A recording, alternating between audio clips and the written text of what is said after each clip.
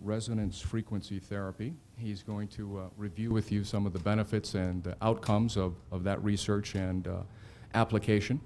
And I don't want to take any more of his time than that, so please welcome Dr. James Baer.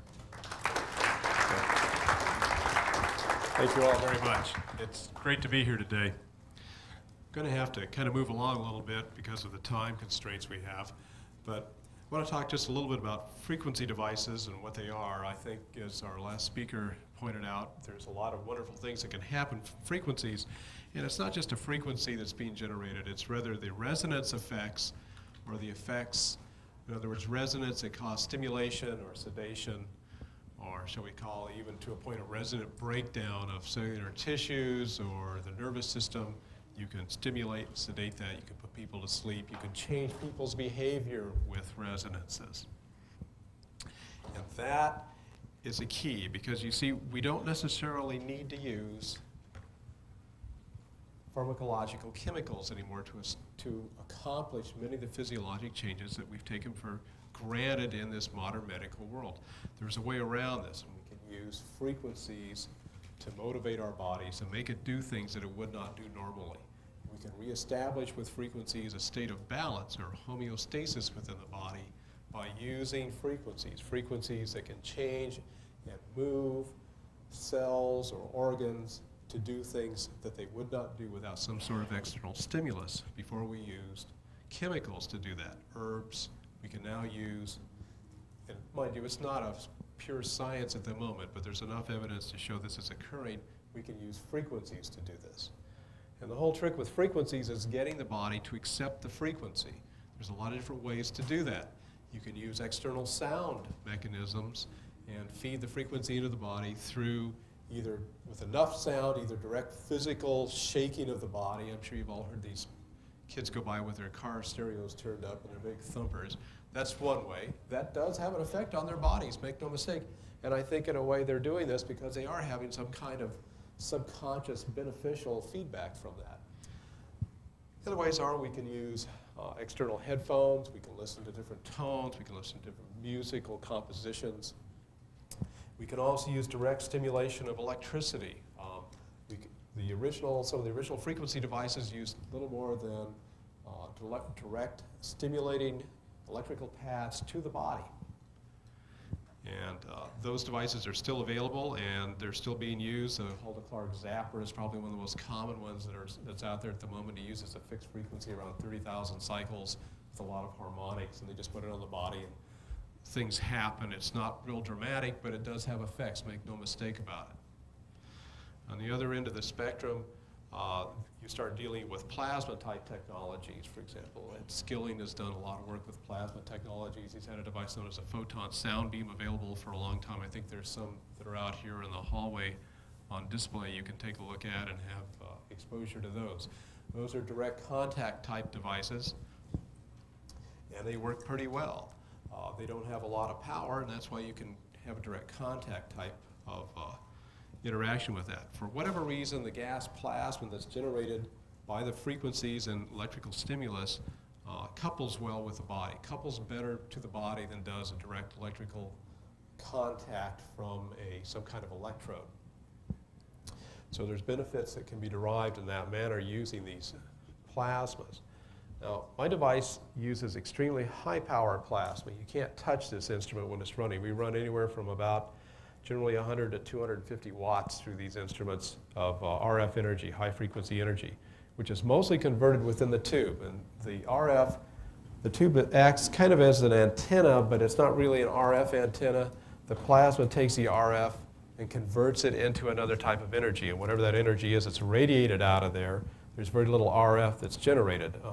You can run these around computers. You can run them around TV sets and VCRs and cameras and whatever. And if they're well tuned and dialed in, there's very little, if any, whatsoever interference coming off the unit, even though you've got 200 watts 3 feet away from it being generated. Just not much going on there. So there's an effect from that that's pretty unique. Now, I don't have time today to get into some of the things about the history of these instruments, but basically, I'm going to talk a lot about my device and how it works, and not so much about some of the others. And What this device does is I use a primary RF driver, just basically a high-frequency driver. It runs up about 27 megacycles. There's a frequency band set aside by the FCC for what's called industrial, scientific, and medical devices, and it falls right in the middle of the CB band. So we take a CB radio and modify it, because it's a cheap way to get there, and generate the primary frequency that we need that stays within FCC parameters. But we do a little trick or two to the radio, and what we do is we generate what's called overmodulation. And in overmodulation, we drive too much audio power onto the radio wave. In other words, a standard radio wave, you have a certain amount of audio on it. If you get too much, it causes a type of clipping to occur. But we do a little trick or two with it, and we don't cut anything off it. It actually produces a series of pulses. We could go to the overhead there for a second. They look like this. Now, those aren't symmetric, but basically the pulses cut off and on, and they're little square wave pulses. And we drive this with square waves. We use a square wave generator, and we drive the CB radio, and we produce these little square wave pulses. And these pulses are output at the same frequency that you apply from the square wave generator. So if you have 1,000 cycle square wave generator going into the CB, is producing 1,000 of these little cycles a second. Very fast. Now what happens is the tube, which is fed by the RF and the system, becomes a switch. And the tube actually starts turning itself on and off at the same rate that the RF is being fed into it. So if you have 1,000 pulses a second, the tube is turning on and off 1,000 times a second. It's a very high-speed switch. If you run 10,000 cycles, that tube's turning off and on 10,000 times a second. Very fast.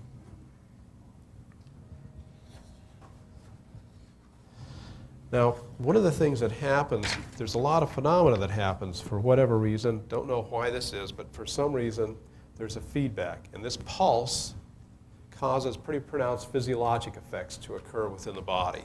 Don't know why, but it does. And so you get a physiologic effect based partially on resonance and partially on the fact there's this pulse. And the body accepts this pulse very readily.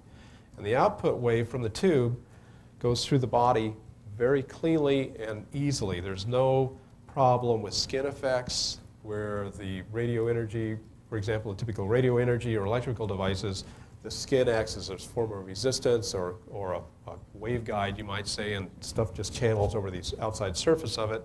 Not so with the output from the tube. In the tube-type devices, the energy is actually input to the body. And the main problem that we have is not one of penetration, but permeation. In other words, how well is the tissue saturated by the applied frequency? And that's partially responsible as to the person's body density, the area you're treating, and the applied power, and how much audio you've crammed onto that radio wave. So in other words, the more audio we found that you can put on that radio wave, the better. We set our radio transmitters up so that they idle at about 4 watts unmodulated, or if you want to go through our the amplifier system, it may idle at about 40 to 50 watts unmodulated. And when we put the audio frequency on there, it kicks it up to approximately anywhere from about 150 to 200 watts generally. So there's mostly what you've got is this huge modulation factor that's going on with the output wave coming off the tube. And that's what does the work. You're generating and dropping these tones into the body and shaking things, and you're stimulating, sedating, breaking things up. Now, one of the things we found doing some studies, and you're going to see a videotape here in a minute of this, is a phenomenon that's called electroporation. And electroporation is an effect in which a cell, when subjected to a very fast electrical pulse, causes it to open pores in it. Now, generally, these are very small pores. You can't even see them except without an electron microscope. However, the wave that comes off my device produces a type of pore that is gigantic. It's micron size. You could, from a microbiological viewpoint, you could drive a truck through it. And you'll see that on some of the video that's coming up here in a minute. And there's some tricks to doing that. One of them we found is harmonics. And the more harmonics this device makes, the better it works. Right at the moment, our limiting factor for this is a doggone CB radio, which we're trying to get replaced as a driver. If we can get a clean driver that doesn't have the limitations that the CB radio does, the device will work even better. But basically we use, in standard radio, one would use a radio that has limited harmonics. It doesn't extend across the radio band. We try to use as many harmonics as we can. Dr. Reif, who's kind of the father of all this, his original transmitters were, from what we can tell, called spark gap transmitters. And these transmitters are now illegal because of the harmonics they generate. They blast across the electromagnetic spectrum, and everything nowadays is very heavily regulated. And you just can't go around opening everybody's garage door and interfering with air traffic everywhere. It just didn't exist back in the 1920s and 30s. Things are a lot more heavily regulated these days. So we're trying to generate more harmonics within limits of the equipment and limits of the FCC requirements for the band that we're working in. And the better we can do that, the better the device works. What I'd like to do now is show the video, if that's all right. If we could turn that on.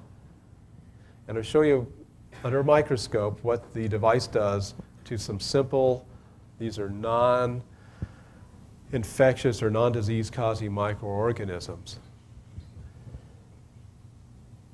Now, one of the things that happens if you have a rigid cell wall and you introduce electroporation into it, you start pumping water into it. And things will eventually just explode because there's no flexibility within the cell wall. That's a little very tiny microorganism here. It's being exposed to the wave. This is called dark field.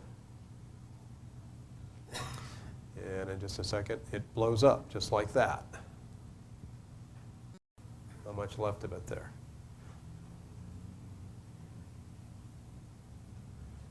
Show you, I think we'll show you another one. Here's another one. These have rigid cell walls. These just explode like that. Just a little pond organism. It's non-infectious. I don't even know the name of it. And that's all that's left of it.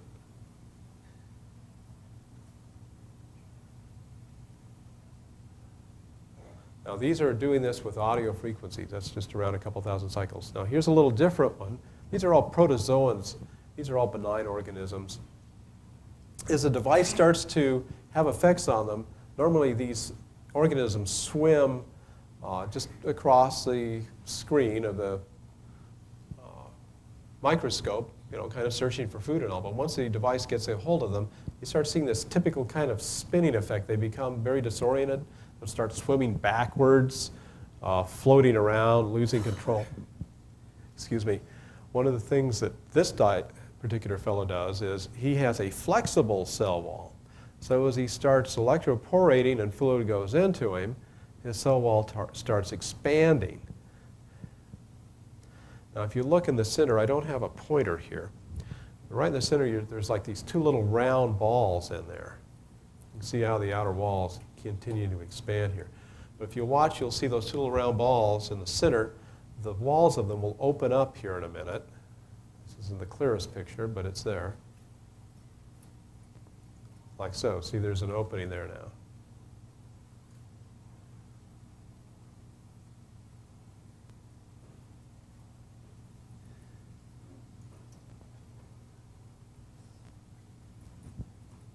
Ah, pointer.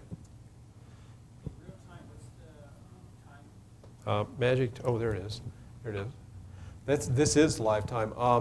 Basically, we're watching, probably about a 45-second period there.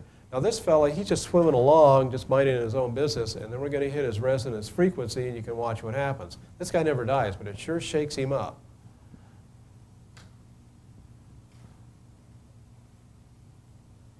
There we go.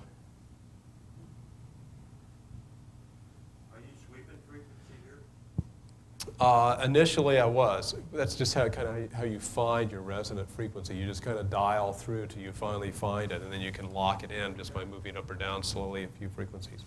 This guy never, I couldn't find an oscillation rate that would kill him, but it sure could shake him around pretty good.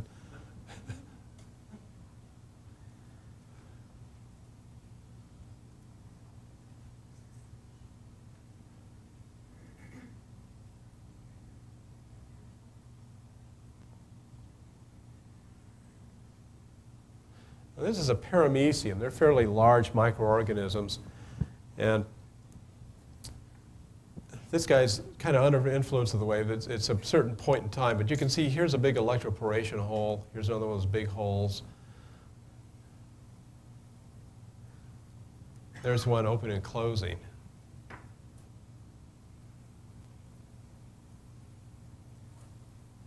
Here's another one.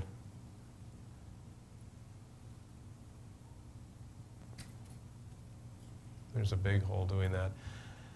At a certain point in time, if you have a sample, everybody just kind of blows up.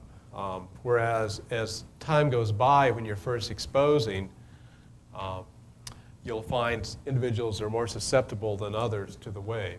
So certain individuals will go under the influence of the wave very quickly, and others will take quite a while. But at a certain point in time, everybody blows up. That's it. Goodbye. Just if you're on their resonant frequency. Now, they pretty well turn it just, it's hard to see the resolution here with the magnification because of the projector. But everything just kind of turns to fluff in there. There's not too much that winds up being left of these guys when they blow up. This fellow's just kind of falling apart here as he's trailing along. And there's one of those big electroporation holes, and there's one over here. This is a unique phenomenon. This has not really been seen before. It's not been reported in any kind of literature that these kind of things will occur. No one's seen that.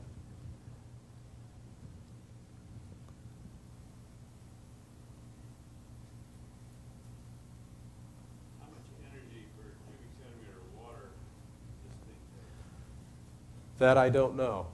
Because if you take, we don't have a way to really measure the output of this device. If you take and you want to measure RF off this thing at about 6 feet, it's very negligible. The people have been able to pick this up maybe about a half mile out. That's like the 10th of a microvolt is all it's getting out. It's probably less than your cell phone does. So it's not just RF. There's, as I said, there's a wave coming off the tube that's not well defined, and there's a lot of energy there, whatever it is. A lot of people are actually sensitive to the wave, and they can feel it. I'll be demonstrating that in a few minutes. This is what's called a blepharisma. He's basically just disintegrating. You can see his whole inside here. It's just like fluff. This was once an organized unicellular organism, but it had a variety of little subcellular organelles within it that's kind of turning into nothing over here on the right. Why does that signal around the outside? Those are just cilia.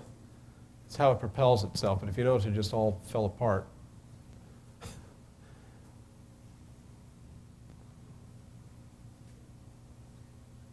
This is an extreme close-up of some of the leftover material here.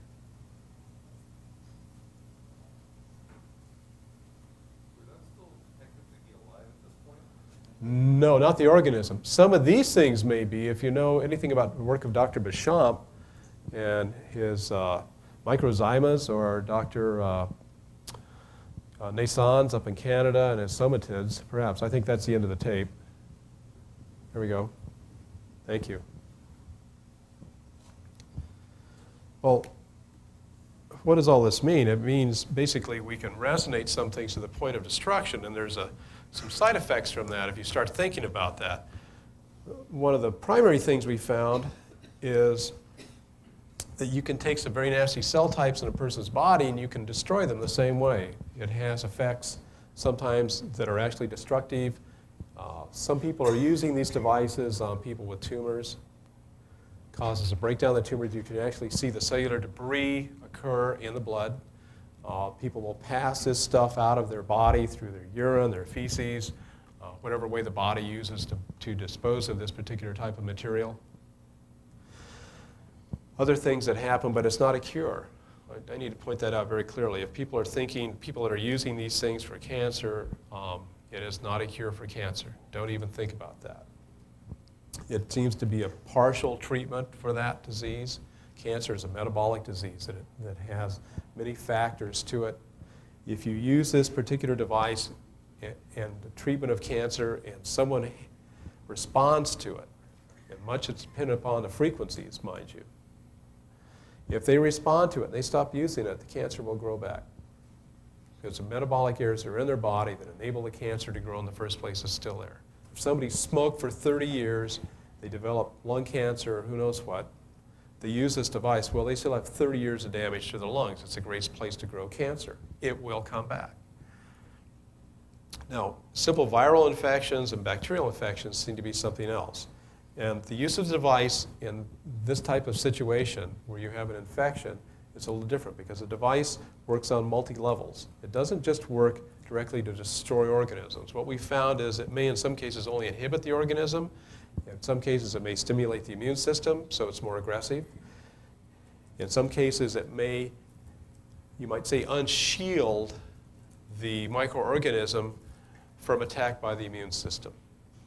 But what I guess I'm trying to say is that traditional methodologies of testing for efficacy by using a culture plate, say with some microorganism on it, and then throwing chemicals on it or exposing it to ultraviolet light or whatever, don't necessarily correlate well with this device. You have to use real in vivo testing if you're going to do something. You need to use like a mouse model or something like that, infect it, and then test the device so you can see how it responds. Because some of these frequencies are not specific necessarily for the infection or disease process. Rather, they have an action upon the body that allows it to overcome the disease process. And there's a lot of frequencies out there that are available. Just 1 minute, and we'll take a few questions. There's a lot of frequencies that are available, and a lot of them are nothing more than a number on a piece of paper. And a lot of them are maybe valid, but they don't do what they say they do. They actually do something different. And there's a lot of work that needs to be done along this line to figure out exactly where a frequency is applicable, what it's good for. And if we find that out, there's a Rife list that's pretty active now on the internet. There's, I have a website, and I try to keep a little update list on frequencies that people have kicked back that say these work, these don't work. We've developed some new frequencies that have effects on people, and try to make those known so people can use these to some kind of benefit. But not all frequencies work on all people, or not all the same frequencies work on all people. There's a variability that seems to be inherent between individual to individual. There was one little simple study that was done here where someone took and implanted 10 genetically similar mice with the same tumor. And out of that, 2 survived. And the other 8 died. Although they're genetically similar mice, all had the same tumor implanted into them, only 2 survived it. Why? Because there's a variable there with the frequency, and that needs to be looked into. Now there's a question in the back there a second ago. Yes? Partially answered it on the different frequencies. I have a digital device, and I know the right people don't like digitals. They either like this particular type that you have. I love digitals. You do, all right. Yeah. I have run it on 2 different channels, an A channel, B channel, and start with a very low, simultaneously a very low frequency and then a very high frequency, and then bring it together between the 600 to 800 range. And I'm wondering if you would comment on that, number 1. And number 2, I have Lakovsky's device. A multiple wave oscillator? Yes, improved upon by Berkshauser. All right. Comment on that as well. Yeah, I'll take a quick minute. The idea of doing a sweep across a series of frequencies has a lot of validity. We've been doing that. There are now, and I'm going to be talking about this a little bit as part of my talk, because of the device, my device being so popular, there's actually a small industry that's grown up about it. And people are developing all kinds of instruments. One of them, for instance, is this.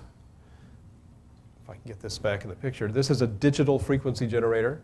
This one does not sweep, but it's all programmed and computerized. We do have units that will sweep, where you can run at one frequency and up through another, and you can set the step rate, how fast you want it to sweep, how far, bandwidth you want it to sweep. A lot of benefit can be derived from that because, again, the frequencies are not totally specific, and you can do some pretty wonderful things. Generally, they're ballpark. Some people will set a frequency range where you're talking about running 300 or 400 cycles. They may set a frequency range of 20 or 30 cycles and sweep through that. But I think the sweep has a lot of benefit, and people have done real well by using those type of things. The multiple wave oscillators, again, they're a resonance type device, and they're based entirely upon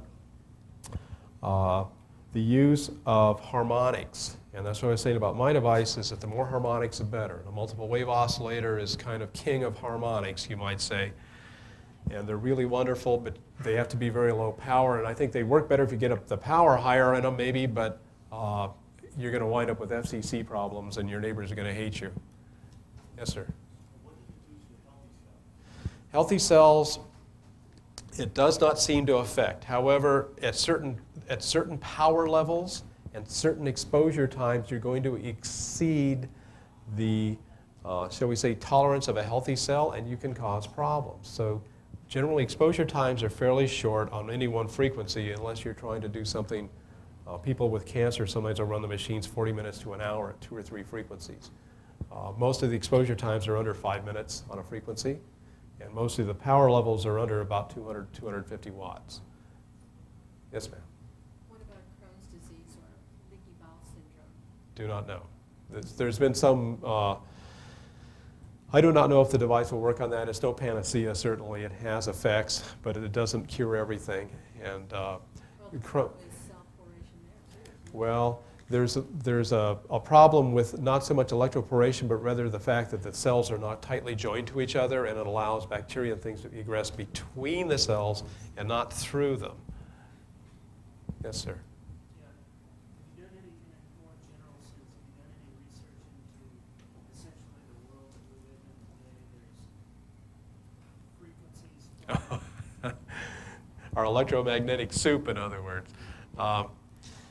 Well, I think there's a tolerance level there at low power where our bodies have adapted. I have an old book that I collect old books, and in it the fellow was talking about what happened when they first started worldwide broadcasting back in the 1910s, 20s.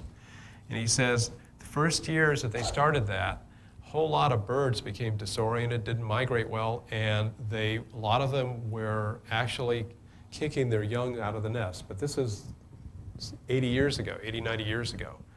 So I think at this point, the birds have adapted, and I think we have too to some degree. But if you're talking about putting a cell phone up to your head and talking about it for 2 minutes, that's fine. If you want to put one up and talk for 2 hours at a time, I think there's some danger in that.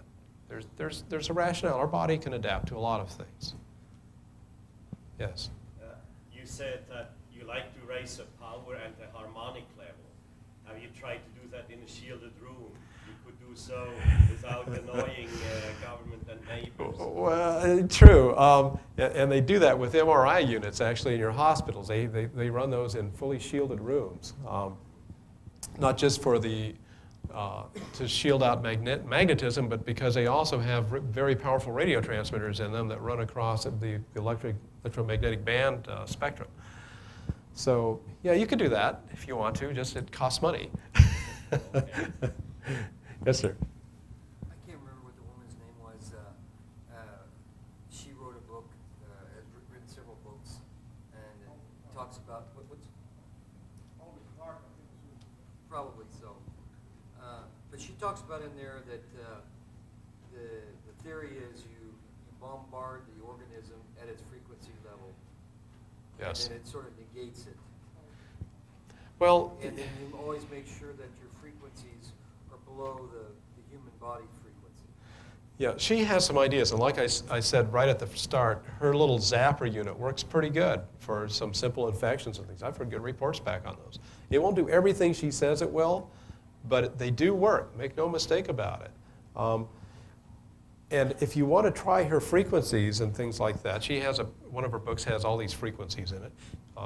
Give it a try, see what happens. We've taken actually her frequencies and using divisors have pulled them down into the audio range to see what happens. And there's actually been a few correlations by using the right divisor.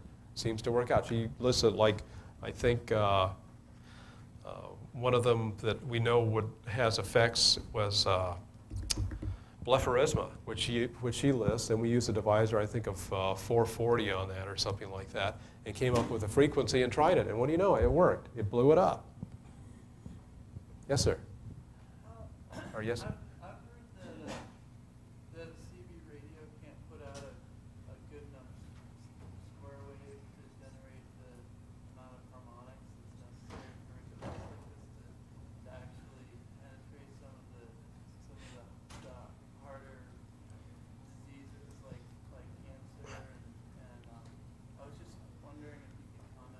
Okay. CB radio does have problems with harmonics, and that's what I was saying earlier on. It'd be good to be able to bypass that, where we could get a primary transmitter that does that.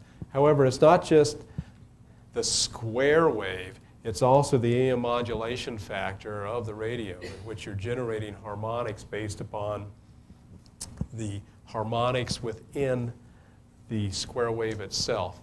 In an AM broadcast, I don't want to get too complex here, but there's sidebands that are generated, and each one of the harmonics within the square wave generates a separate sideband. And the more sidebands you generate, the more harmonics of that you generate, the better. There's other factors at play too. The tube is a mixer, it's an electronic mixer, and they will generate, a good tube will generate harmonics coming off there up in the microwave region. They're very weak, but they're still there.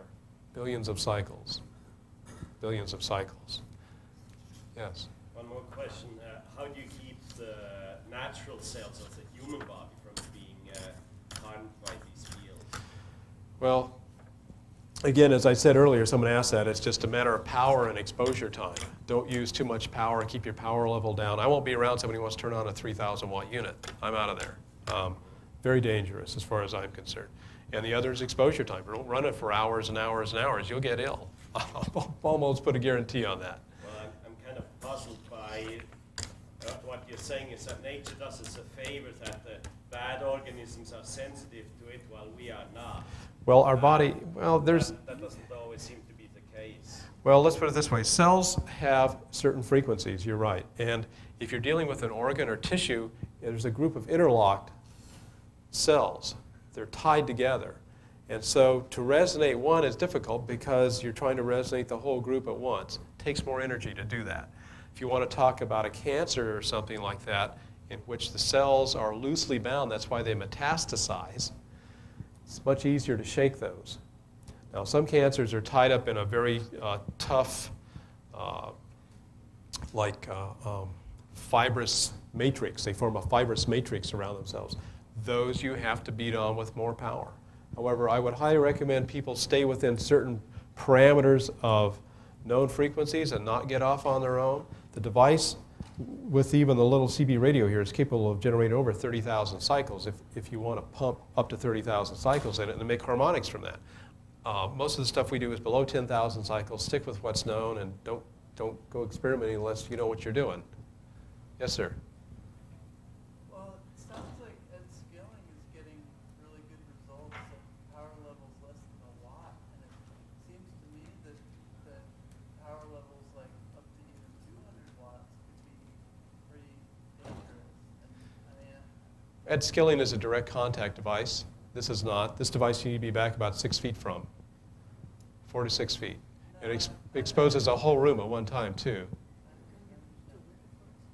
Yes, yeah, I'm going to be doing that here in just a minute. I want to move on just a little bit here.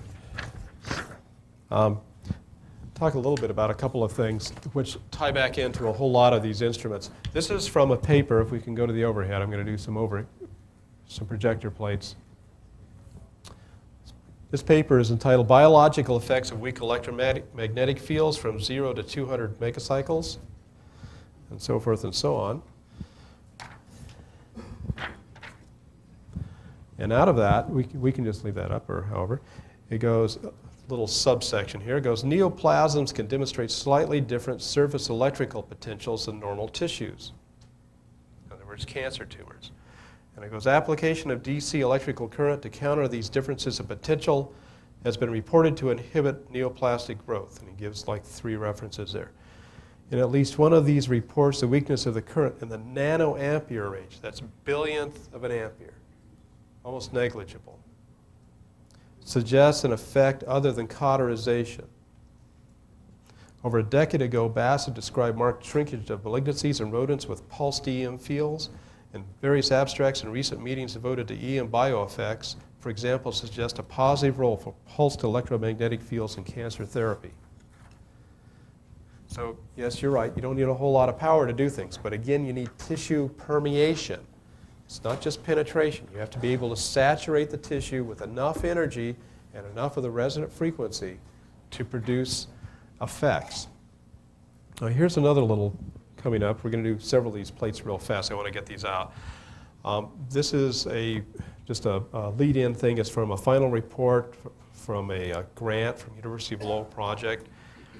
And it's from a Dr. Moses, Department of Electrical Engineering. He goes, the principal research accomplishment during the period of the grant was a study of generation of acoustic pulses from electromagnetic pulses.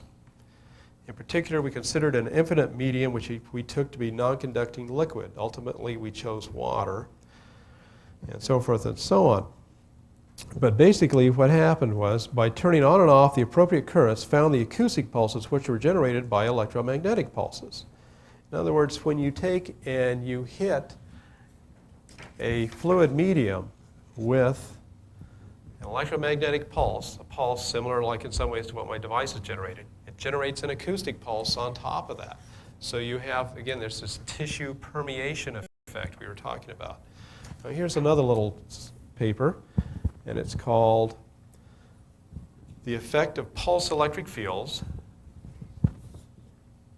on Biological Spells, Experiments and Applications. And he talks a lot about in here, I don't know if I'm going to get into this one too much, but basically he gives a few formulas about the field and energy density necessary to reduce the magnitude and population of E. coli with a simple electric field. And this is primarily electroporation type effects, where you're using very high voltage, where you're talking about voltage densities of 40 to 60 kilovolts, 100 kilovolts. You're dealing with very high pulse rates. That's electroporation. But when you're using, here's another little thing here. This is a wonderful paper. It's called Effect of High Frequency Fields on Microorganisms by Hugh Fleming. This was done back in 1944. And from this paper here, he does a little review, and he goes, Fabian and Graham tested Bacillus coli, which is E. coli nowadays, and found that 30 meters, this is just purely pulsed RF frequency, 30 meters with a current of 0.8 amperes produced death. Yet, to do this other thing with electroporation, they're using 40 to 60,000 volts per square meter, or per meter, just huge amounts of energy. And it's not necessary when you use high frequency. You can produce death, cellular death of microorganisms by using very low power. And down at the bottom here, he's following data as evidence a large voltage gradient across a bacteria is more important than a high current or intensive magnetic field. And he goes control, there's 450 million E. coli. And then with a high current treatment, you got 200 million. So you do get a die-off if you pump a lot of current through them. But if you use a voltage stress, you only get 1 million left. 450 to 1 reduction just by using the right voltage by inducing the right voltage with your RF field.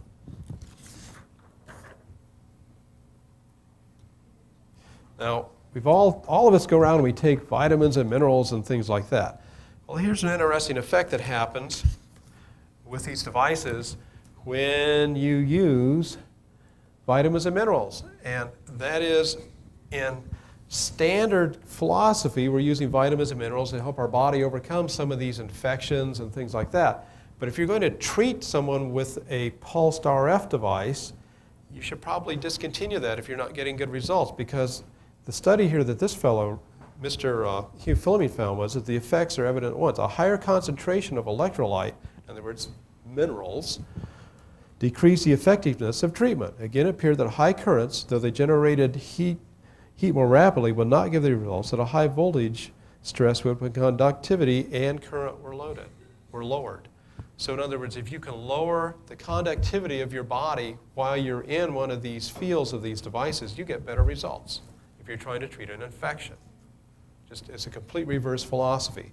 And if somebody's going to think about using one of these devices on themselves or on someone else or what have you, and they're not getting good results, get the person off all his mineral toddies and supplements and things for a week or two and see if things don't come around for them. Just an idea. I mean, definitely these things are necessary to help rebuild the body. Yes, sir? Is there danger using this process that the person is on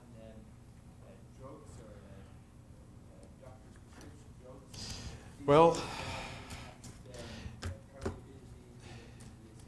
again, it's frequency specific. So if you are affecting a frequency that, say for example, a person is taking a supplement of thyroid, a hormone, which has dramatic effects on the body, and you're using a frequency that somehow interacts with that, you will get an enhanced effect. In other words, too much of a good thing. Now, there are beneficial things that people are doing with the device, and it works synergistically. For example, there's a lot of materials out there. One of them is, for example, PC Spez. I don't know if you've heard of this. It's an herbal preparation that's used for prostatic cancer. And by itself, it will lower PSA in a lot of men that have elevated PSA levels. What they found is using my device, along with the PC Spez, has had dramatic effects on people, on men with elevated PSA levels. Again, it's not a cure, but their lab tests come back looking very normal. Now, that's in someone we're not talking about that's got, stage 4 cancer or anything. We're talking about somebody who's got an elevated PSA, 18, 20, 25 or something that's right on the borderline where they're talking about doing surgery here. And they've been coming back looking really good. And I think it's primarily from this electroporation effect, where the PC Spez will not often bring it down into that range. It'll drop it, but it won't do as well. And there's been other reports of this kind of effect too, from other medications or minerals, herbs, whatever, that work synergistically, that people say, well, this works real good, but it's not working for me. Well, you use the device with it, electroporates your problem, all of a sudden it works great. Yes, sir?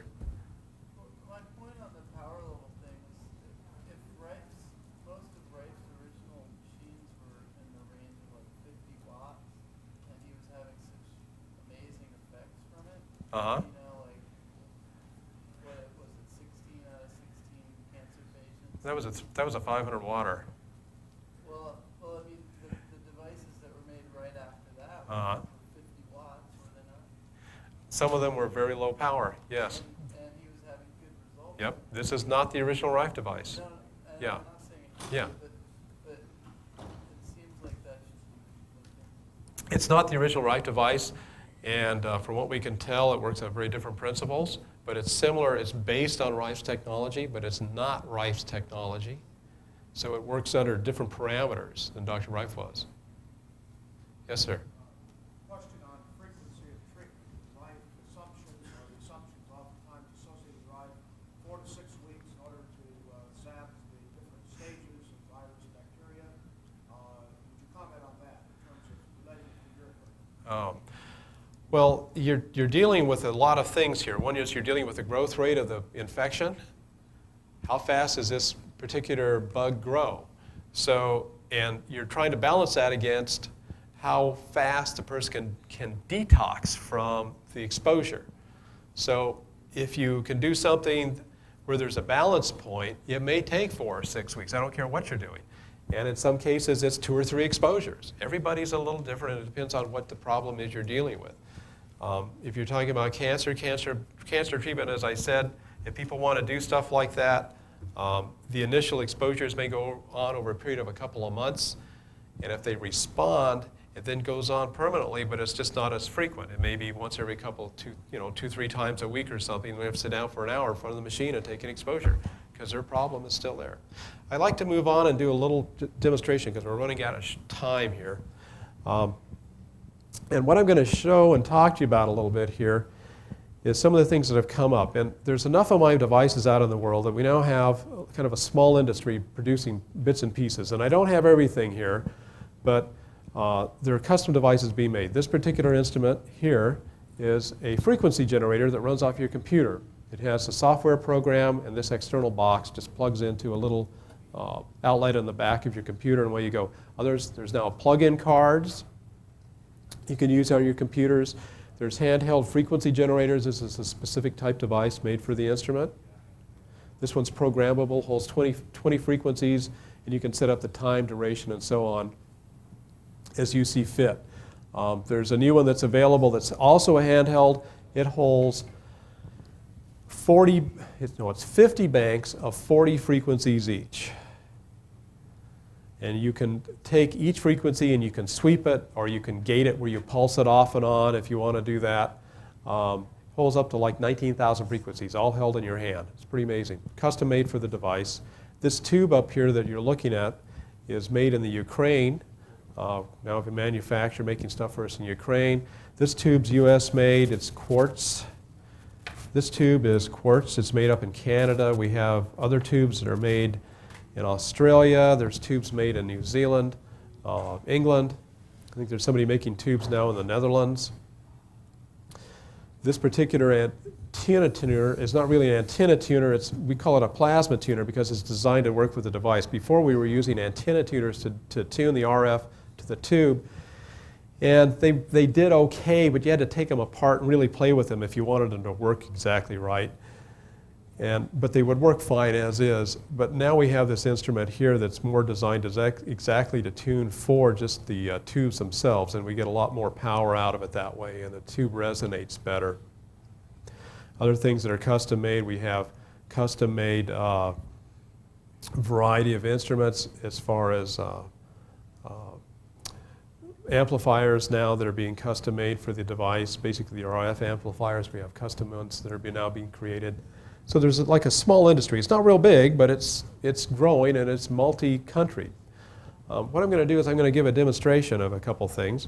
And I'm also going to show you something here that's kind of new. This is called a Kerrigan light wand after the man who invented it. It's kind of an oddball thing. It's very simple. It was an electrical engineer I was talking with, and we were discussing how possibly the light was modulating the frequency. And that's why some microscopes would give better effects than others when you were testing microorganisms. And what we found was, so we decided, well, heck, I'll just modulate a light. So we took and put a little MOSFET into the device, into a box, and pumped square waves into it to modulate a light. And the doggone thing works. It's a real Star Trek-y type of deal. You just kind of pass over the area. It doesn't penetrate very well, but it works real good on surface lesions and things like that. Skin infections and skin cancers and stuff people have used it for. It works pretty neat. I'll demonstrate that too. What I'm going to do is fire this guy up. Let me make sure everything's all still tied up and I didn't undo it.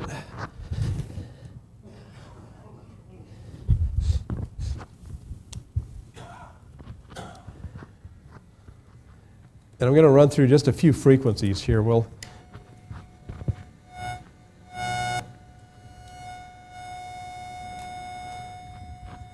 You can hear that a little bit. It's kind of feeding back a bit into the system.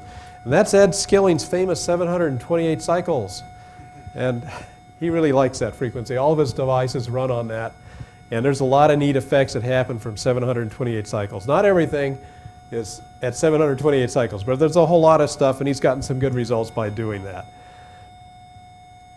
Now, I'm going to shift this around here. I've got a few frequencies I'm going to run just for fun, but as the device runs, your body starts to couple to it.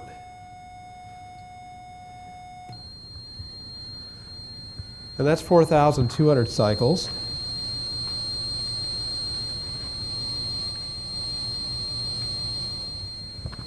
And we're running about 160 watts here at the moment through the tube. And this is kind of a nice little frequency. It has some effects that are pretty benign, but it seems to help some people with like aches, pains, things like that. Arthritic complaints especially, it seems to have some effects on. Now, I'm going to kick this up a little bit. And that's 8,200 cycles. Now, what we found recently is that there's a magic bandwidth, we call it, between about 8,200 and 8,220 cycles. And it seems to be right in that range of frequencies. A whole lot of microorganisms have a weakness.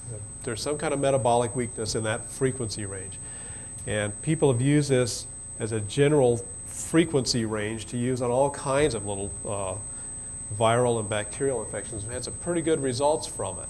It's just a general thing. There's some kind of metabolic deal with that, and we don't know what that's all about, but it seems to work. It's at least as good as Ed 728, put it that way. We're going to come down a bit. And this is 7344. And this is a neat frequency. It seems to do something to the lungs. It seems to open up the bronchioles, the lungs. And I've seen people that were on oxygen or semi-asthmatics be exposed to that for about 5-10 minutes, and it stops the attack. Yes, sir? Of It's hitting everybody. You have something that directs it to certain parts of the It's going all over the room. It hits everybody. It just kind of. That's how you use it to heal, just like that. That's it. Yeah, just where you're sitting, you're getting exposed. There are actually group sessions that are being held around here. There are different countries. There's groups in Australia, New Zealand, Canada, U.S. People just sit in a room, turn on a machine. There'll be 30 to 50 people show up at some of them. Yes? It takes and absorbs the RF. We're pumping about 160 watts of RF into that tube, and it converts the RF into whatever this output is. The tone you hear, by the way, there are no speakers or anything. That's the instrument actually oscillating. I don't know if...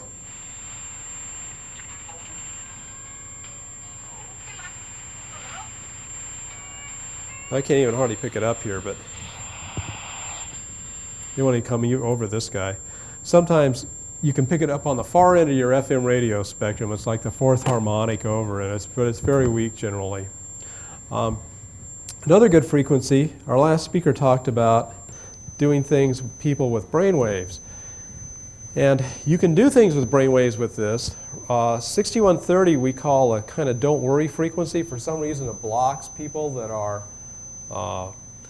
have these, shall we say they're worry warts. They worry too much about stuff and for no particular reason. And it seems to block that effect. Otherwise, it doesn't do much of anything to people. The frequency of 6,000 cycles seems to have a feedback into the brain itself. And people have used this to stop tremors. And they've used it to stop, I've seen it actually stop Parkinsonian tremors. That's not permanent, but it does have a feedback into the brain area. And I've seen it stop tremors. It lasts maybe a few minutes or so, as long as they're in the field. They leave the field and it comes back in just a few minutes. It's no fix, shall we say. I got a couple minutes here. I'm going to run another tube or two. Yes, sir? What gas is in the tube? This gas is primarily argon. I think there's a little bit of neon in this tube. Migraines are a type of a pain thing, and some people have used a device for that, but that's down ELF stuff, and I'll run a tube down at ELF for you here in a minute, just to show you what happens. Not too hot. I want to run through a couple of these. Let me do this one. I like this tube. This is a nice tube.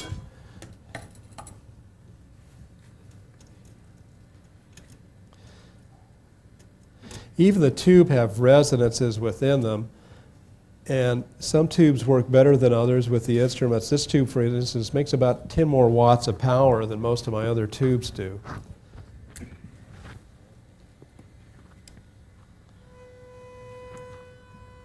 And if all else fails, you hit them with a little barbecue lighter. But this tube has a resonance, if we look at this. This is a tube just kind of running on its own, but if I go up to about 5,000 cycles, this guy often will start to resonate. And of course he's not today, but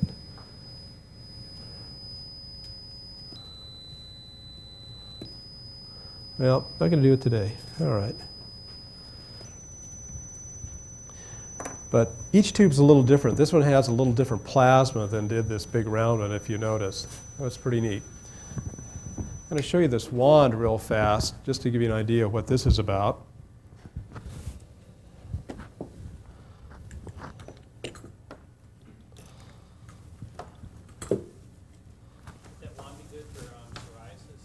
Yes. Superficial skin lesions. There we go. Now, let me see if I can do this.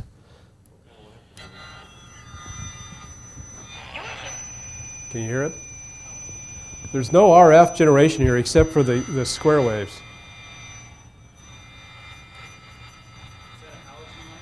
Is that a halogen lamp? Just a halogen lamp, that's all it is. And if we drop this down, we can go down to like 10 cycles here. We can go down to 2. It's pretty bright. Some of the cycles people have used are 6. Let me go to 6. And that has definite ELF effects if you want to let that strobe at yourself for a minute. Most of the stuff is done up, though, in the higher ranges. I don't like those things. But if you hold up your ear, you can actually even hear it. There's actually an audible oscillation you can hear within the filament. But essentially, it's just a small one of these tubes. It has an internal electrode, just like these guys do to some degree, or they don't. But they have a halogen gas in there, just like these do, and you get an effect. Except there's more light with this. There's also not just light, there's a second focal spot, usually on the tube, down about an inch or so from it, which brings in infrared light. And you can do a lot of heating effects down there if you want to do that, which has different things from it. What's the cost of these units? If you put one together yourself, and I have a book that should be available in the book room that tells you how to do this, they're about $1,100 in parts. You can buy them ready-made from a variety of sources. They're about $2,000, $2,200 roughly. Ready-made, ready to go with a guarantee. And I think my time's about up. I say that, but we'll take one or two questions if they haven't kicked me off. Okay. Yes, sir, in the back of the hat. I was shown a rife machine one time that would cycle all the way up through all the frequencies and then all the way down. And the guy said, yeah, buy this one. You don't have to worry about a particular frequency. It'll cure anything you got. I told a friend of mine about it, and he said, my God, he said, you don't ever want to do that. Be very careful with the frequencies you use because you could exacerbate certain conditions or Yes. create problems where there are none. Well, that's true. You see, because the problem with resonance is that you have to use, when you're dealing with resonances, if you don't use a resonance long enough, what you've done is you just stimulated the problem.